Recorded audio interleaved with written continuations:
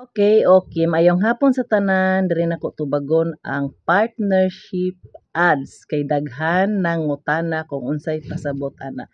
Ako isa ko sa na-invite ana nga tools nga gihatag ni Mita, pero para sa kuha wala na siya pulos kay dili man ta big content creator, dili man ta sikat nga naay magpa-promote sa ato ag product. Kay kana siya kung naay pa-promote og product ana, bayaran ta, mauna siya partner, makig-partner sa atoa.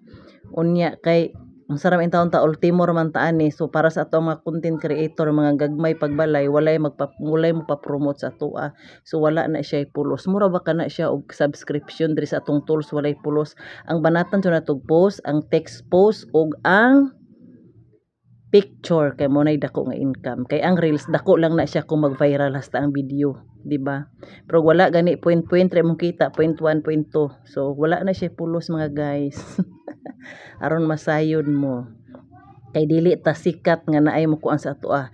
Instead lang kung naay product nga ang atong anang sorb ato na siyang gihimuan na to og video, unya daghan kaayo siya og viewers, unya human makaangay si sorb makakita sa atoa, unya pagkahuman ikuantas ni sorbs mukuan siya diha si sorb sa ato ang partnership, moingon siya nga ganahan sila sa atong kuan, so bayaran ta, usa pa ta makakwarta.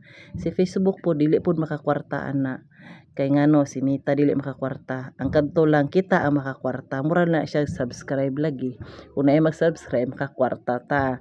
So mao lang to nang hinaot ko nakasabot katong nangutana nag PM, mao na akong tubag, dili ta makakwarta ana.